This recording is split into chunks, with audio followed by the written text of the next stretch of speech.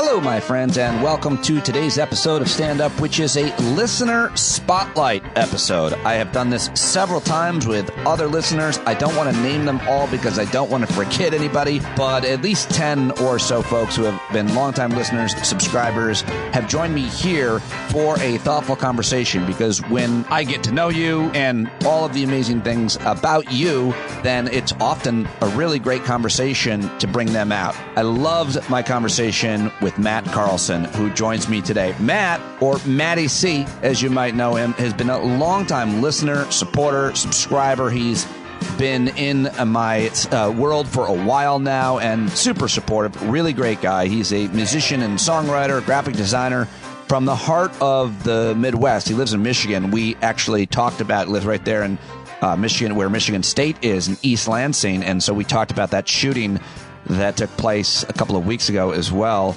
as so much more. He currently plays guitar and sings original songs in a couple of bands, the Stick Arounds and Harborcoat. He was the frontman, songwriter, and founding member of the Pantones for more than a decade, and in a previous life, he helped to start the East Lansing art rock band, Third Uncle. He also owns and operates Phonophore Records, which is a Michigan-based indie record label. I talked with him a little bit about music and the role that it plays in his life, but we also talked about so much more. We get really deep and personal. We talked about his struggles with depression and anxiety, and it was a really good conversation where I pushed him, as I try to others, to be very specific with how they describe their feelings of depression and anxiety, how chronic it is, how it's been diagnosed, how they've treated it. We do at one point mention suicide and talk of self-harm, so trigger alert for that. But it was I love this conversation, and I love having conversations like this with anybody, especially listeners like Matty C, who I have gotten to know. So I hope that you like it. If you would like to have a conversation with me like this, then let me know. Reach out, and we can talk, as I have with Matt, off the air so many times, and eventually, if you want, bring it on the air. We've talked and been vulnerable about all types of mental, emotional struggles that we have, from losing weight to losing a loved one, and so much more. So it's been an amazing journey with the a little over 3 years that I've been hosting this podcast. And I'm really excited to bring this conversation to you because Matty is also launched his own project. It's called WhatAmIMaking.substack.com. And he is writing, he is podcasting, and it's really great, honest, fun. He's a great writer, thoughtful and vulnerable as always. If you like what I do here, I think you'll probably like what Matt is doing at WhatAmIMaking.substack.com.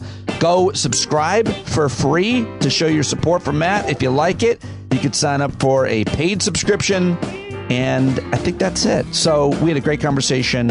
I joined him on podcast number 1, by the way, of his. If you want to go listen to that, I'll link to that in the show notes. Ladies and gentlemen, Matt Carlson, a.k.a. Matty C. Let's do it. And there he is. Matty Carlson is joining me now, my very special guest, listener spotlight. Everybody loves him. Great guy. He's become a good friend to me, longtime listener and supporter, and I'm very excited to tape this conversation with you. Welcome to Stand Up with Pete Dominick, sir. It's a big deal. Thank you so much, my friend. It is a big deal. It's a pleasure to be here. You must be super nervous to talk to me. Oh, I've been sweating it all day. Yeah. I was like, well, what are the really tough things on my schedule? And one of them was like, okay, I got to go talk to this Yahoo and set up a microphone. And I'm the one who asked for it to happen. So I have no one to blame but myself. Yes. Well, I'm very happy to have you here and to talk about your life and your work and your struggles. We like to talk about our struggles. We think it's good, it's healthy, it's relatable, it makes other people feel not so alone. There's a lot of really important reasons to talk and be open and be vulnerable, which I know you agree with, right? Absolutely. I think one of the things I'm really learning lately is that most of the sources of discomfort and pain and frustration in my life, specifically the ones that are self-imposed, those came from me not sort of paying attention to things regularly. And it really came down to like attention and communication more than failure, or was I a bad person, or did I not handle something right? It all came down to not telling somebody, hey, I'm in over my head. Or did you tell yourself? Do you, or you know, I mean, were you honest? Are you honest? I mean, this is a new thing for you? Yeah, this is within the last 6 months.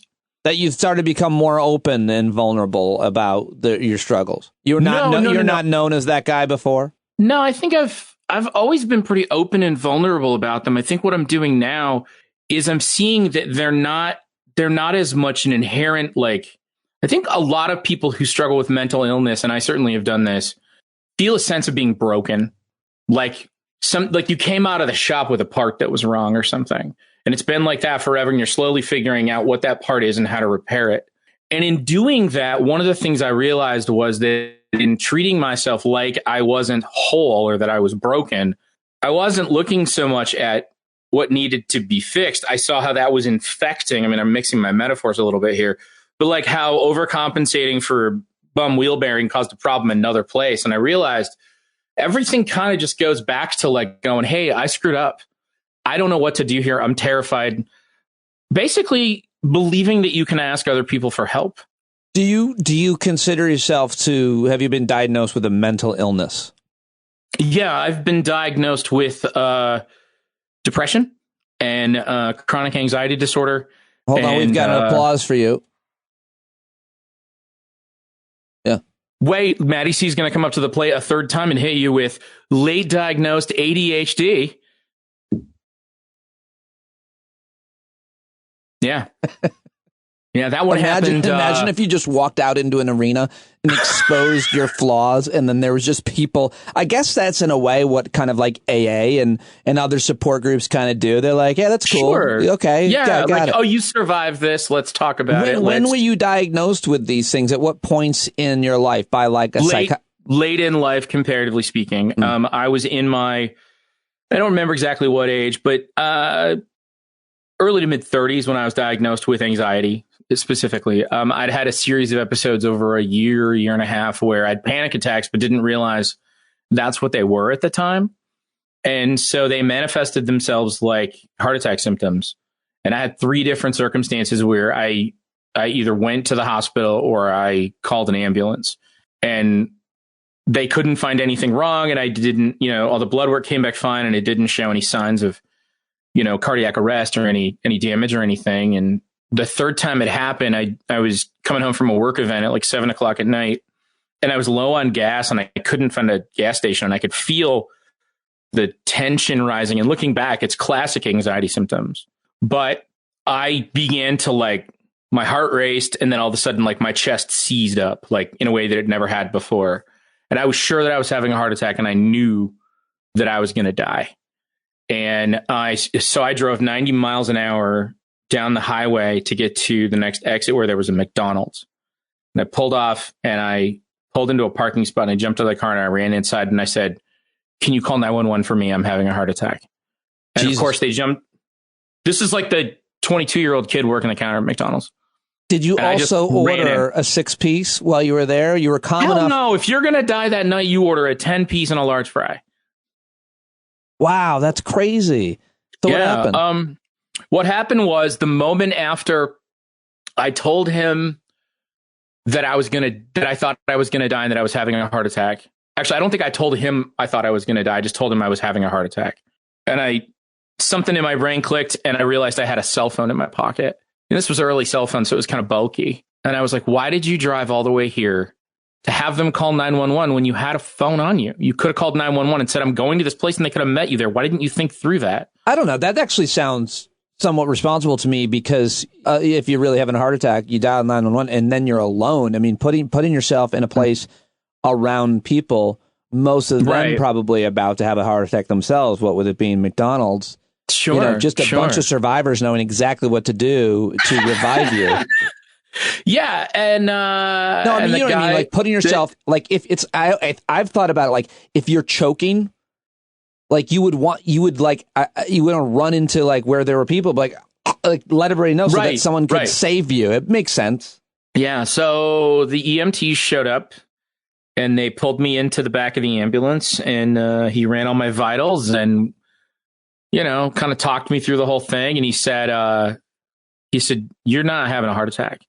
He said, has this happened to you before? And I went, I've had a couple of symptoms. I said, I had a stress test last fall and nothing came back. And he goes, do you have any history of anxiety?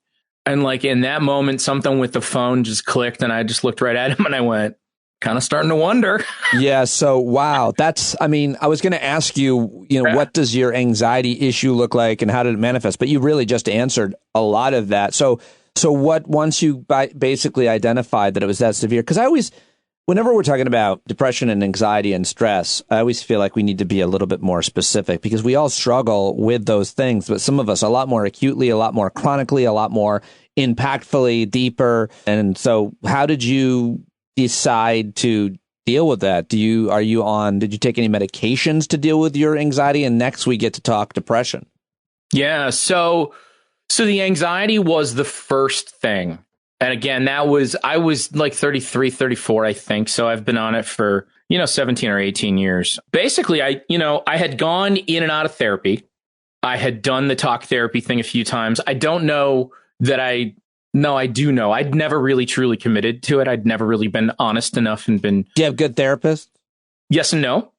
Yeah. I mean, I think I had people who I was more suited to telling the truth to and who I got more done with. But it really is about what you're willing to share and what you're willing to follow through on. And it's not a thing that somebody who looks at it like a homework assignment to get it done is going to be able to do completely until they're the one setting the table as to what the homework assignment is. And then you got to have a practice to partner with it, as I learned last year. Like therapy's you and I great, talked about this. You got to do it. You got to do a thing every day, some kind of thing or a series of things every day to take what you discovered in therapy or anywhere else and kind of renew it each and every day. I haven't been doing that, by the way. Last week and a half, I've been out of it, and it shows. You can feel it. So anyway, so no. It's funny that you bring that up. I can feel it too. And I was thinking before we talked tonight, I was like, I've been anxious all day, and I realized I haven't walked the last couple days. I haven't gotten my reading in. I've been doing the other stuff, but I didn't get those two things in, and I'm not doing a good job of like putting a schedule in place and following it. And so I've been floating around. Yep. And then that led to me bumping you today. And I kind of told myself, I'm like, all right, that's the last thing I'm postponing this week. It's the last thing I'm changing my mind on as far as scheduling goes. If I commit to something, I'm just going to sit down and do it. So let's get back to like, is there any medication? What's the treatment for anxiety? How have you dealt with it over the past, however many, you said 15 years since you identified it as 15, 18 years, something like that. At first, I was really reticent about trying meds. I'd heard a lot of weird stories about side effects and people who didn't react well, and then people who got on it and then had a hard time getting off of it. And just a lot of, it's that old adage of I don't want to not be me. But the truth of the matter was, I think I figured out a few months in that I didn't want to be that me anymore. I didn't want to feel that way, and so I needed to find a way to work on it. And the more we looked at it and the more I worked on it through therapy and with my general practitioner and my psychiatrist and the people that I was, or my other folks that I was working with, what really came down to was that it was what can we do that was basically just going to bring the baseline back down a little bit. So it was going to take me, so if we're using a scale of 1 to 10, like if I get up every day and I'm at 6, and I'm always like, if idle is at 5 or 6, there's not a lot of room to go up before you start feeling super stressed because you're not starting at 2. The tachometer's ramped way up. And so that helped bring it back down to a more manageable level. And it took time to figure that out. And over time, that's evolved as I've gotten used to it and I've had changes in my own chemistry. But it's been really successful for me. And it's been my wife and my daughters are all on some form of it. And it's been helpful for all of us. Yeah. Wow. Yeah, it runs rampant in our family. And how is that related to, linked to, or maybe it's not, depression? What does depression look like versus anxiety? I feel like they feed each other. They're wolves that feed each other, but I don't know what I'm talking about because I've only recently started to identify those feelings in myself, and they're definitely not chronic, and I'm pretty good at snapping out of them. And my stuff is always pretty circumstantial, I think. And the self-awareness stuff, to know that you're feeling it, or to be able to say, I can feel that I haven't done these practices for a few days and it's starting to throw off my balance or whatever. Yeah. That's a huge part of it too. What I'm really interested in, and I will answer your question about how it relates to depression, what I'm really fascinated by is how much I've learned in the last year about how directly related my ADHD and my anxiety are. And it has been, I don't want to overstate it because it's still early days. It has certainly been one of the most significant breakthroughs I've had in terms of treating my mental wellness.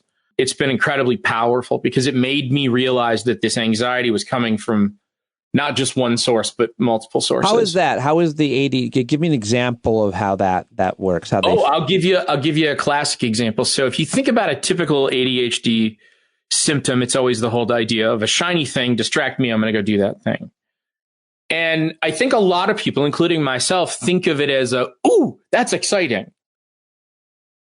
But when you sort of stop for a second, it's actually, at least for me, I'm, instead of, say, an animal on the Serengeti trying to look out for predators, my head is always poking up of, okay, what is the shit that I have to get done?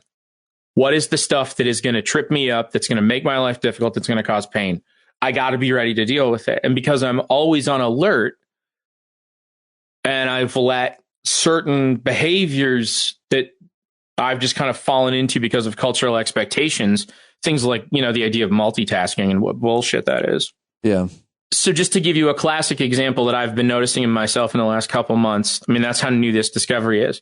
The other day, I was putting away some shirts. I had hung I got like 4 of these guys and I had hung them on the back of my bedroom door. And instead of having them there, I wanted them on a hanger back in my closet and I wanted to make my room look nice. And so I'm putting my stuff away and I get like halfway through the third one.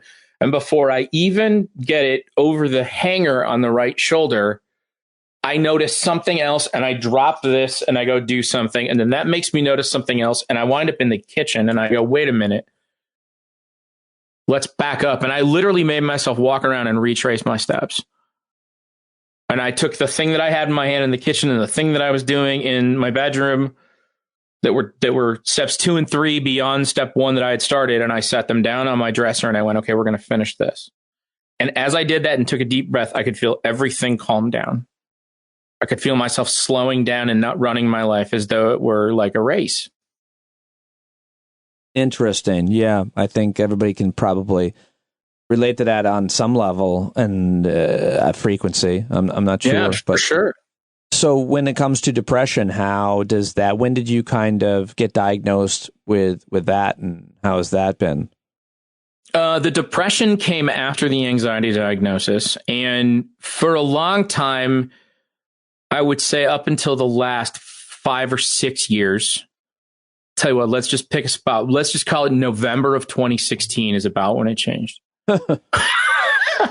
But in all seriousness, there was a period there 5 or 6 years ago where it was mostly and had been mostly anxiety most of my life. I would have occasional bouts of depression for a couple days at a time. Wasn't super severe and I could usually fend it off. Over time, that got worse and worse and worse. And I think it got to a point where it did exactly what you're talking about, where the depression and the anxiety just kind of fed off each other and created what my therapist has referred to as the cycle of suffering. The cycle of suffering. The cycle of suffering. Yeah. And have you trademarked that, by the way? No, I got it from her. That seems unfair for me to trademark it, No, it's probably a pretty normal term to describe. I think so. I think it's a fairly not generic, but I think it's a fairly widely used term. Wow. So do you feel, I mean, when does that come up for you? How constant is it? Is it a daily fight to fight off and what does the depression look like? I'm always interested in people's depressive periods and exactly what they mean, because it means something, again, so different, I feel like, for everybody. So I think some of the best ways that I've been able to describe it to friends and family who haven't experienced it is, the first thing is there is sort of an immense gray sky over everything. So everything that you love and enjoy is still there, but the sun doesn't shine on it. It doesn't have the same glow. It doesn't have the same appeal. It doesn't have the same allure. And so it's easier to go, well, that's not going to make me feel any better. And so what happens is you wind up, again, I don't want to project on other people. What happens is I wind up going, that used to look so much better. And of course, it's just my perspective. And then I retreat from it. And then I sort of go deeper down into that cycle of suffering. And what happens for me in a really particularly bad episode is I will either not sleep at all, like I'll sleep an hour or two a day, or I'll sleep all the time. I'll sleep 17, 18, 19 hours. Can't get out of bed. There's sort of like muscle aches, like almost like flu aches, and joint pain and like physical symptoms that come up. And so how often have you had an episode like that where you just couldn't get out of bed for 17 hours? Is it? I mean, I could get out of bed for 17. I could get out of bed, but I could, I'd lay in bed and then I would get up and do some bare minimum thing that would just, run me through the ringer. That would take a half an hour. That should take 10 minutes. And then I'd get back in bed or lay on the couch or just be a zombie someplace else, but like not actively engaged. So how often has that happened? I'm fortunate in that I've only had, I shouldn't say only, I have had those periods that were extended for, say, days where it was really like a struggle to just get up and do the most basic stuff. That's maybe happened to me 8 or 10 times in my life. Over a period of 20 years. Oh, okay.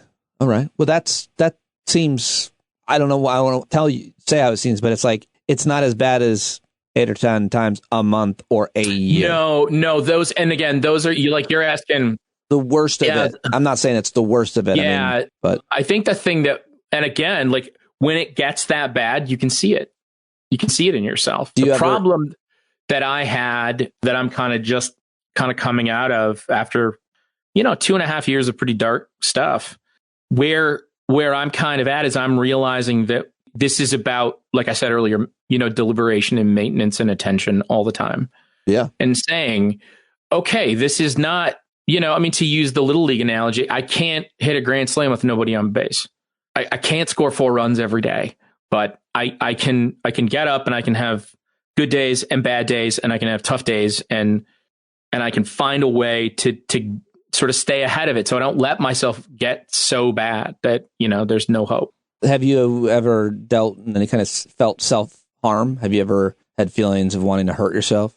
No, I've been really fortunate. I've had some sort of, I wouldn't even call them suicidal ideation. I would say that I've had dreams. So maybe that's suicidal ideation, but nothing that stuff that scared the shit out of me that, wasn't like, oh, you should try this. It was like a cautionary tale. Yeah. It's like my brain telling me to like, look out, man. The worst it ever got from me was after I lost my job, and I wanted to not live, but I didn't want to hurt myself. I didn't want to kill myself. I just didn't want to live. And I remember thinking, if I just drove off the road right now, that would be better than this, like not living. That was the but I never got close to any kind of self-harm, but I did. I think a lot of people who have been honest with me, who I have talked to, have talked about the appeal of disappearing. Not necessarily saying I want to be dead, but like I want to remove myself from this situation, at least for a while, because I'm doing more harm than good. Yeah. Yeah, it's just this idea I recall of just not wanting to endure the hardship.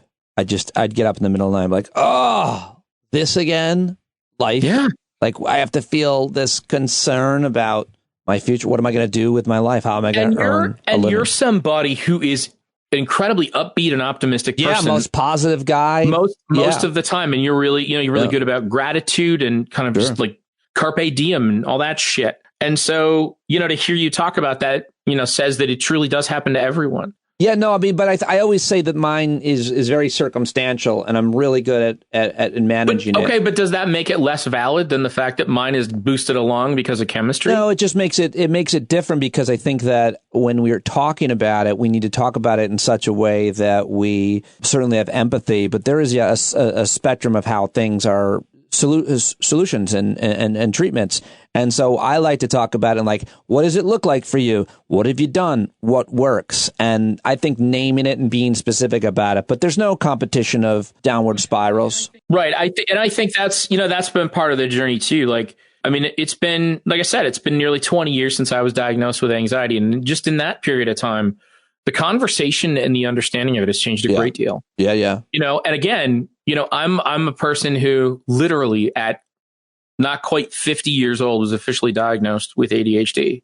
I can look back at my entire childhood and go, yep, twice, yep.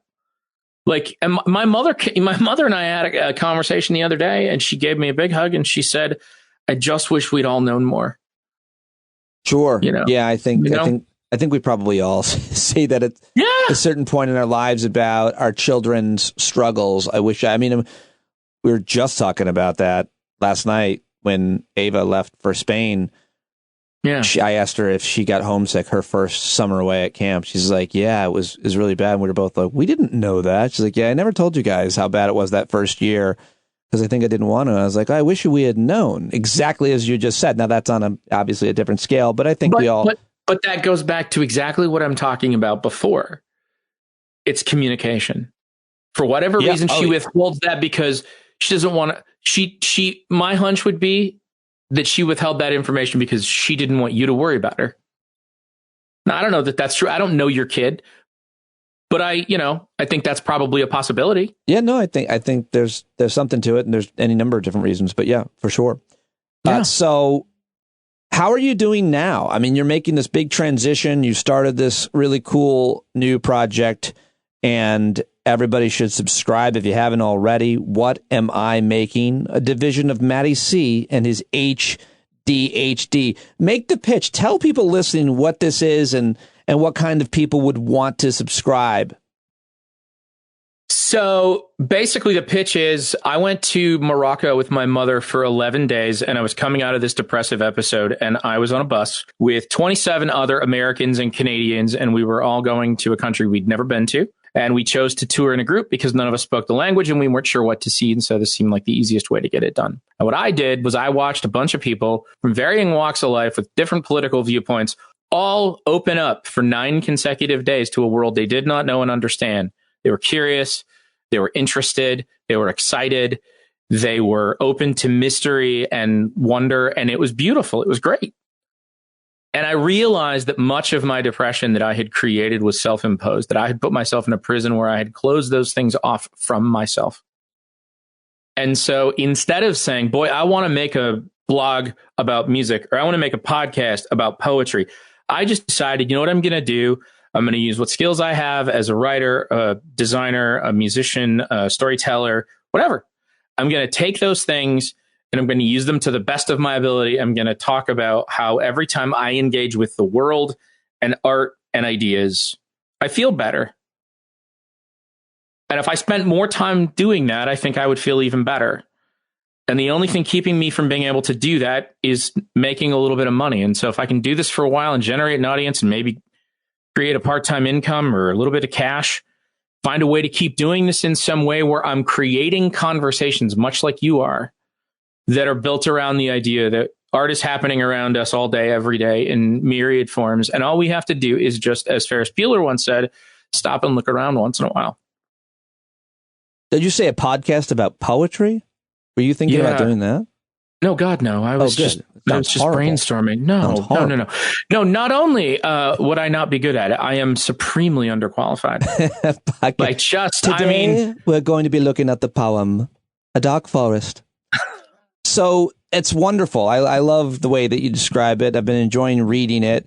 You have a certain set of skills, which I think lends itself to this endeavor. And you've only just begun. So as these things begin, they really do evolve into things that you don't even recognize, I feel like. I remember somebody telling me when I first started doing radio, it takes about 18 months to figure out, your voice. And obviously people said that about stand-up. From a musician's point of view, for sure. Yeah. So who knows what it takes. And, And if it's like anything else I've ever done that was worth continuing to do, it will evolve and it will change in ways I can't and don't want to predict. What Am I Making? A division of Matty C and his HDD. And, it's ADHD, by the way. What did I say? You said HDD. Jesus. No, he's not involved right now. We're working on an interview, but I haven't heard anything back. he's the grief comes home. America's gun violence epidemic comes home to rear its ugly head. I love your writing. I love your thoughts on things. And I'm so sorry that you and your community have suffered as thousands of other American communities have. Shooting, in this case, on the college campus where we still don't really have a motive. He seemed like he was really darkly depressed. He got his hands on guns, and he went and took 3 lives, injured others, and shattered a community. Your kids, and I should give, well, I'm not going to say his name because I don't know if he wants me to, but at least one other listener's daughters go to Michigan State. You live there. What was that night like for you, and how is your family and community doing, and why? I'll tell you what a fucked up world we live in. I was at my bandmate's house at about 8:25. My bandmate works in the IT department at Michigan State. I'm sure you guys have all heard about the alert system at this point. That was used to notify students. Run, hide, fight, that thing. No, I don't know about that. I just know they have an emergency alert system that says, "Hey, this is what's going on." And they were great about getting it out quickly. I think every college campus, sadly in America, like it has some. Yeah. And he got this thing at 8:23, and we'd been working on recording backing vocals, and he read it, and he said that there was a report of an active shooter, and we all kind of thought that maybe it was bullshit, like the way that it had been framed or something. It just didn't seem. We just didn't take it seriously. And then I got home like an hour later, and Twitter and Facebook and Instagram started going nuts. And all of a sudden, my wife and my daughter were in the same room, and it just started to kind of go nuts. And, the next thing I know, you just literally racking your brain to think of everybody you can possibly think of who would be on campus. And we were very fortunate. No one that we knew was physically harmed. We do know some folks who were in lockdown for a long time, some of whom the situations were, one of them was, she wasn't in danger, but she was in a position where she literally could not move for 4 hours. Oh, yeah. How was it there? A couple days later, there's often a kind of unification and a healing. I always think of post 9/11 in New York. That was my one and only experience, thankfully, is obviously much different. But I mean, like, people kind of can, start being friendly to each other for a few weeks or something. But I would imagine that area is a pretty friendly area. It's a college town. It is. I mean, the Midwest is generally known for its politeness, by and large, but it's eerily the same. I mean, I see it on social media. I see it with my friends. I talk to people. I've been texting a lot with different people, just checking in. There's a lot of numbness. There's a lot of guilt. There's a lot of hopelessness. I think it's a lot of the same kind of reactions we normally have, but it feels, obviously it feels different this time. I feel like, I was talking to my buddy in Australia who, I talk to every day, David Campbell, and he was, he was just, every time this kind of thing happens, he just kind of shits on America to some extent. But he's like, we all just think it's hopeless. You guys are just hopeless. And it is hard to see it otherwise, just given the fact that there's, more guns than there are people. So even if you, stopped selling guns, you'd still have pretty easy access to guns. Well, I mean, okay, let's take David's assessment of our hopelessness as a country. What data do you have to argue with him? Well, what counterpoint are you going to make? I mean, we let a bunch of 5 and 6 year old people die, and we did nothing, and that was a decade ago. Well, no, they didn't, though. See, that's where I get my hope. We didn't do nothing. I mean, Connecticut made a whole bunch of laws, and New York made a whole bunch of laws. So at the state level, a lot happens, and I don't want to disregard all the amazing activists that that always irks me when we say nothing changes. We have a hard time getting things done at the congressional level, at the national level, because of the minority. But and I guess I cling to the hope that the vast majority of Americans agree with all kinds of different ideas to manage our gun problem, but the way our system is. Okay, so this, I don't want to cross promote here, but this kind of gets back to some of this idea about sort of deliberation and intentionality that's built into the "what am I making" thing. I mentioned in the first episode of the podcast that you were kind enough to be on, by the way, that there's that idea of being the change in the world that you want to see, and what a daunting and impossible thing that feels like until you realize you're already doing it. It isn't about doing something you're not already doing. It's just about doing what you're doing differently and with a little more thought. So what am I not doing to affect more change to avoid what happened in my community on Monday night? Yeah, I mean, I think that in your state, Gretchen Whitmer made some pretty impassioned statements already about it. We have control of the state house and the state Democrats Senate for the first time in 40 years. Yeah. We have a badass named Mallory McMorrow that perhaps you're familiar with her. Yeah, I mean, not only her, but your Secretary of State and your Attorney General, Dana Nessel, and what's the Secretary of State's name? Jocelyn Benson. Yeah, I mean, there's a lot of great leadership there. Yes, absolutely. And, I could see things getting done. Really impressive things getting done at the state level. What about that? Not only with maybe gun laws as a result of the Michigan State shooting. You also had that. I saw one Michigan State student was also at, and this is a sad statistic, we're seeing a lot of people have now experienced too. She was at that Oxford shooting, which is a horrible shooting, I think, in a high school in Michigan, right? I mean, like there's these terrible things tend to move people to have different positions and support politicians and policymakers who... there's at least, I saw a TikTok last night. There's at least one student who survived Sandy Hook and survived. Yes, I saw that too. Insane. Yeah. Can you imagine? Yeah. No. The question I asked on Twitter was, are we just going to wait for some kid to hit the cycle where they do elementary, middle school, high school, and college, where they got to survive all four and then they get some kind of fucking prize? I think if you witness or survive 3 shootings, you get free tuition. I think that's fair. Is that the Democrats' plan for free college? Yeah, that's Republicans.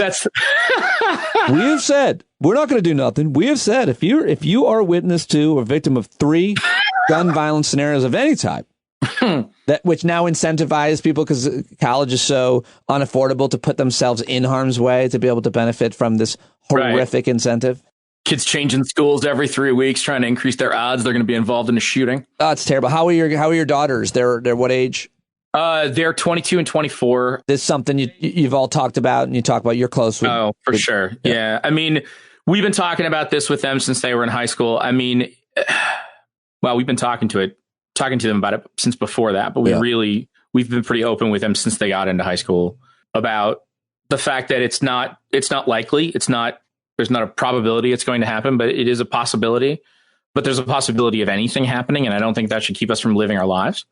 But that doesn't mean that we can't find ways to be more responsible to keep this shit from happening. Yeah. It's just dumb. Let's talk about something a little bit happier.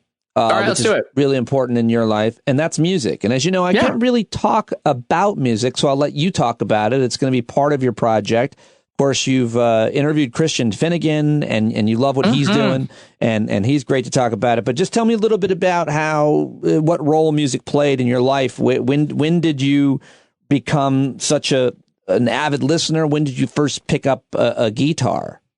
I don't remember a time that I didn't love and listen to music. I mean, I heard it from the time that I was born. I was raised largely on 60s folk music, kind of 60s like pop folk. What the hell? So what's going on? What the hell kind of genre is that to be raised on, is all I'm saying. Well, like your Cat Stevens, and my parents' first date was Simon and Garfunkel at Cobo Arena. That explains a lot. Yeah, it does. I mean, I'm being serious. Like the Beatles and I'm sorry. If your parents like music so much that they met at a concert, I can understand that it would be pretty. Well, no, they met at CMU, and then my dad invited my mom to go to Simon and Garfunkel. Either way, that was the first date. I shouldn't have interrupted. Go ahead. No, it's okay. And I was always in love with it. I was always fascinated by it. It always moved me. I was always drawn to it. I wanted to bang on pots and pans, play drums when I was a toddler. It was the basic, simple stuff. But I was a late bloomer. I didn't do band in high school because I thought the band director was a dick. And the reason that I thought that was because he was a dick. Oh, wow. Yeah. What's his full name? Is he still alive? I don't believe that he is. I'm not going to say his name, but he was a dick. A lot of people liked him. He did not like me, and therefore it was not going to work. Oh, okay. Sorry, dude. And I did take piano lessons when I was 10. Huh. And I got very frustrated with the piano instructor when she could not teach me how to play the theme from Star Wars. And I said, that's your job. I don't want to do this anymore. You told the piano instructor, that's your job. I said, I thought that's your job. You're supposed to teach me how to do this. And then I said, I don't think I want to do this anymore because I'm not interested in playing Camptown races. or something like that. And then when I was 20 years old, I just, for whatever reason, decided that I wanted to write songs bad enough I was going to learn how to play the damn thing, and I did. So you learned to play the guitar? Is that what you're saying? Mm-hmm. I learned how to play basic, major, and minor chords. I got a book called Beatles for Easy Guitar. Mm-hmm. So you could play approximations of those songs, and I knew all those songs, and so I just learned how to play doing that. So were you in a band, like a garage band in high school type? Did you and your buddies put together a band? No, because I didn't, like I said, I didn't start playing until I was 20. Oh, till you're 20? I'm sorry. I didn't. No, it's okay. I didn't start playing until I was 20. I started my first band the next year. I was 21 with a couple of friends, and that sort of evolved into kind of this sloppy kind of garage rock, art rock thing, where we did Velvet Underground and early Pink Floyd covers and then wrote some original songs. And it was, it was 22-year-old kids being weird, and it was awesome. How long did you do that for? Did you entertain the idea of pursuing that for like a career to earn a living? No, because I never really thought that was viable. I was in a band with a bunch of kids who had come mostly from different parts of Michigan, but from different parts of the country, and had wound up at Michigan State, and we had all kind of filtered into each other's lives. And then, we did this band called Third Uncle for a year and a half in various forms. And it was another thing before that. But basically, the two guys I was making music with, we did that for 2.5 years. And we were like a full-on band for a year and a half. And then, you just knew the moment it started that it had a shelf life, because it was all transient kids. It was all people who were going to go to grad school, or they were going to go to Chicago, or they were going to go get a job somewhere. And so it was just like, this is super fun, and I love this. I know I'm going to have to get a job, but I'm 22 right now, and I don't give a shit. Did playing music ever help you get laid? No. I met my wife before I could play guitar. Oh, okay. All right. Yeah, because I feel like that's just, once you're on stage, and especially musicians, you start playing, you just go up. You're really that much more attractive, no matter who you are, man, woman. Well, here's the thing, and I appreciate that, and I know that is how the civilian population tends to see it, but I think you need to understand that even with that guitar on a stage in interesting lighting, I still look like this. Right, and that holds you back. It really does. It's a real impediment for me.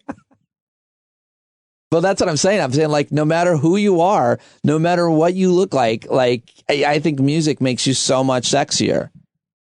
I think there is like an emotive connection to it. Like, you have a really wonderful voice. Well, thank you, Pete. It's like a whole different person. It's such a wonderful voice. It doesn't look like it should come out of that. Oh, agreed with that. And I mean, and that makes you so much like your voice makes you sexier that way, I think. Same with, a lot of people. I get a lot of, I shouldn't say I get a lot of, I have had it commented on a couple of times. I tend to sing with my eyes closed, and I've had people tell me that enhances the allure of it.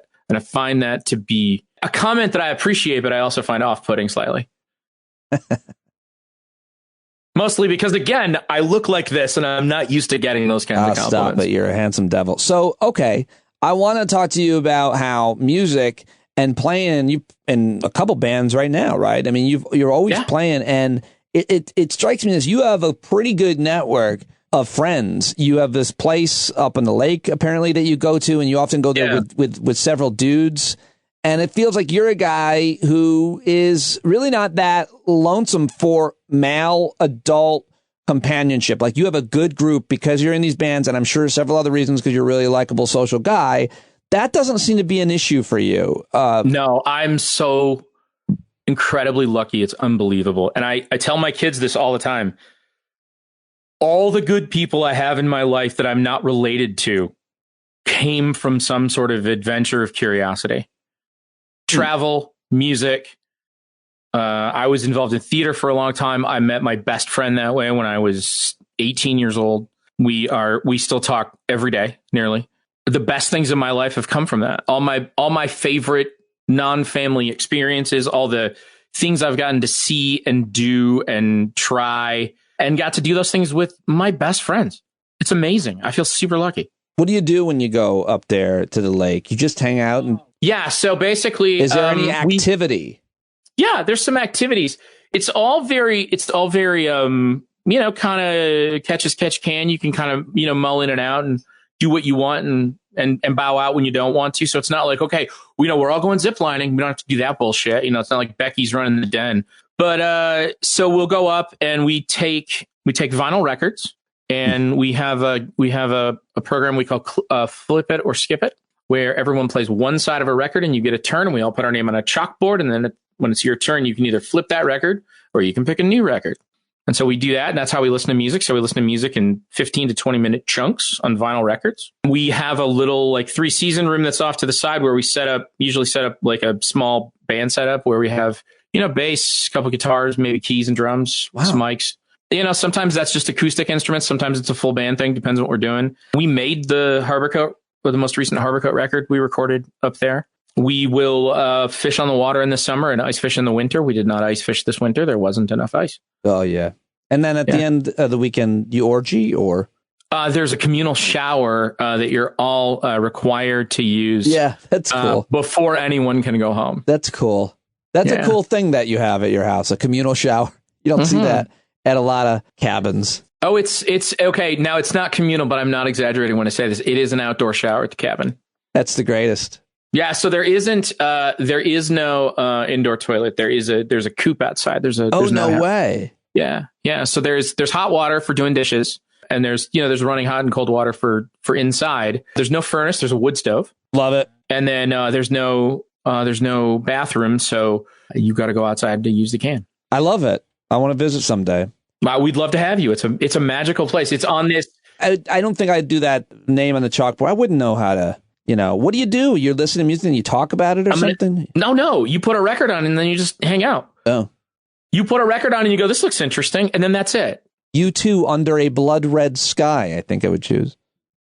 You know what? That would go over great with that room. Yeah? We'd make fun of you a little bit. Sure. Because you're new and there's going to be a hazing that's going to happen, but it's going to be very gentle. And then the second thing is we're going to remind you that U2 is a really great band, especially at that period. But Bono's just an intolerable human being. How dare you? So, our Lord and Savior.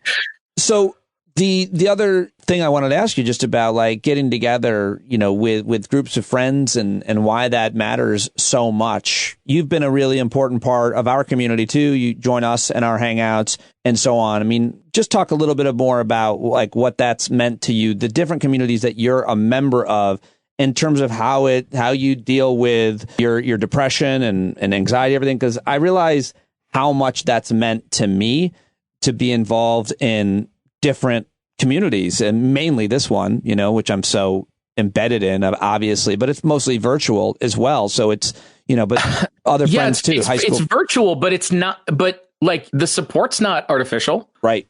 The camaraderie and the communication are not synthetic. You've actually met more than probably as much as anybody has other people you actually met in real life. I have met, I've met Will Powers in Chicago. I met Nick Martino when I was in East Lansing, Massachusetts. Kevin Richburg, you went to his house. I met Kevin and Zach. Oh my God, I can't believe I forgot that. That was amazing.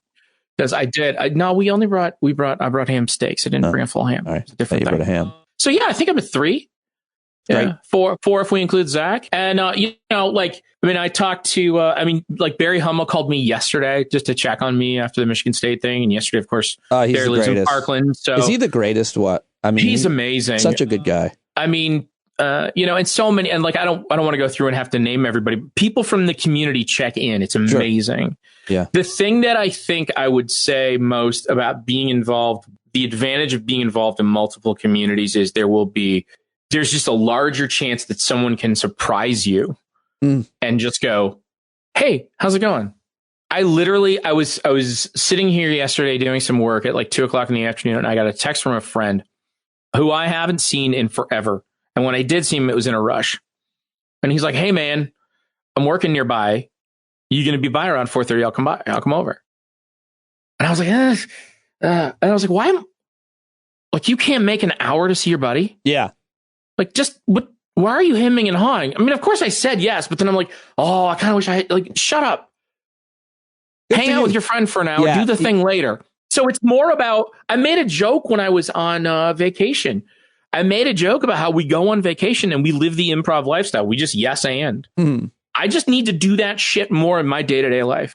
I'm not doing it enough. That's great. I'm not. I mean, you only get 4,000 weeks, right? I've been obsessed with that book. Oh my God. I had to order it from my library. Did you get it? Oliver Berkman, 4,000 weeks, everybody. Really impactful. I'm so excited to get it. Have you had any of these friendships diminished, deteriorate, and as a result of some kind of political issues? I mean, you're together there with a lot of white. No one that I would call a friend. Mostly white guys in Lansing, Michigan, or in Michigan is what we're talking about. The guys that you hang out with, at least that's where you live. That's correct. Yeah, and they're all pretty open-minded, progressive. I don't know. I mean, I have a friend who I would say is probably middle of the road and skews libertarian, but it's more about having a principle of certain things as opposed to like a political belief system. It's a philosophy, not a political action thing for him, which I don't know where the line is, but I mean, I met all these people through the arts. I met all these people through music and theater and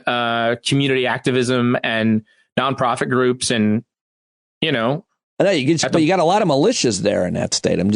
We do have a lot of militias. We have a lot of really ignorant people with neither a pot to piss in or a window to throw it out of, who are angry at the wrong folks.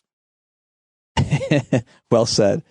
Well said. Is there an issue that you think that you care about more than anything else? Do you rank them in any way in your mind? An issue that you're more involved with, that you're an advocate for, that you... Are we talking like in terms of like sort of general political public policy? Are you a member of any kind of advocacy organization? Have you gone to certain marches? Do you care, think, read more about one or the other? Or so I'm going to answer that in a weird way. I'm going to say that I think the single most important issue that we need to address as a culture and an economy is healthcare. And the reason that I think that is that I think that it is deeply rooted in almost every fabric and every choice that we make. Yeah. And we don't get much of a choice. We are thrown into a shitty system that offers us a handful of options to mitigate how shitty it is. Yeah. It puts pressure on families and people and school systems and businesses, and we could do it much more effectively, much more efficiently, and for much less money. And you could stop having people who go bankrupt when they get cancer. Yeah. Well said. And for me, it's the one issue where I'm like, this has to just be messaging. We can pay for it, and we can spend less money than we're spending right now for better care. And if you don't like it, it's going to be just the same way that you can send your kid to a private school instead of sending them to the local high school. Yeah. You get to make that choice. Yeah. Yeah. I feel like we haven't been talking much about health policy in the past couple of years, or many other things, because we've been trying to save democracy, but certainly that's a great one. I love that you chose that. Well, I mean, I look at you as a situation. I mean, for example, we know the right wing loves to close off access to healthcare. They love to make it more difficult and more expensive. But they also sit there and they say that they want to promote entrepreneurship. Yeah, it's really... Okay, well, how can you leave your job and start a business if you can't afford to get healthcare? I always say, even if you're a successful, responsible person and you saved up hundreds of thousands of dollars to start your own business or to live off while you're starting your own business, it's still not a choice if you have anybody depending on your health policy. Like, it's still not even... I would never have considered leaving SiriusXM to start my own thing, simply because the moment I thought about it, even if I thought I could make it work, I was like, well, I have health benefits. I mean, I for my whole family, I can't leave them. And certainly before Obamacare and the exchanges, it would have been that much. It would have been even impossible. We wouldn't have been able to get any health care. So correct. Thank you, Barack Obama, Nancy Pelosi, etc. Yes. Harry Reid. Thank you. And like you said, you don't want to say you haven't made any progress. I mean, that's right. Monumental legislation that changed people's lives. I'm saying there are a lot of good reasons to do that again. And I think there's a way to message that will reach enough Americans to affect that change if we want to try to, crack that nut. Well, listen, I love talking to you. I always love talking to you. You're a super valuable member of our community. I'm really excited for your new endeavor. What am I making? Everybody should go subscribe right now for free. And if you like it, you can support Matt like you do me with a paid subscription. If you're in and around Lansing, Michigan, hook up with Matty C. He's got, like me, a shed. We have a lot in common. We're even wearing the same shirt tonight. We are. Have our own bedroom. Have our own shed, have our own flannel that we wear and put on. There was an article in the New York Times this past weekend about married couples with their own bedrooms. I was like, I feel seen. My wife sent that to me. Oh yeah, she sent me that. I haven't read it yet. She sent me the link. I saw it last night. It's really interesting. Everybody should at least consider it, or not. Whatever yet. Maybe you're super happy sleeping next to somebody. Hey man, whatever works. I'll be honest with you. This is working out pretty well. I like to decorate my space the way I want to, and I don't want to compromise with any other person, a roommate, my partner, and I don't think anybody particularly loves my style, and so I never ever decorated anything, our apartments, the house, with Val until I got my own space, and I've spent like the last 4 months kind of decorating it, and it makes me feel really, I love it. It's great. It gives you a sense of sort of ownership and I just look around and I see the things, on the walls that I love in a style and way that's just pleasing to me. It feels good. Yeah, there's a pride of place to it for sure. Well, thank you very much, man, for joining me today and for your friendship. Thank you, my and friend. Your support. I appreciate your support. Go support Matt, be Matt's friend, join us at the Hangouts where Matt is often, and learn more about the work that he's doing. I am very, very grateful to you. Thank you, sir. Thank you. Well, there you go. Matty Carlson, whatamimaking.substack.com, and find out more about what Matt is doing and follow him on social media. I'll put all of the links in the show notes for Matt, so please go do that. And I can tell you right now, Twitter, at Wax and Wayne Music. That's Matt's Twitter handle. But go follow, go subscribe, and support everything that Matty C is doing. And if you know or are a listener that would love to have a conversation, reach out, standupwithpete@gmail.com. That is today's listener special. I cannot do it without you listeners supporting with a paid subscription, so please consider that if you haven't already. Thank you very much for listening to today's program, and I will talk to you tomorrow because it's a daily podcast. Technically, I'm dropping this on Friday, but who knows when you're listening to it. Monday through Friday, Stand Up with Pete. Have a great one. Love you guys. Bye-bye.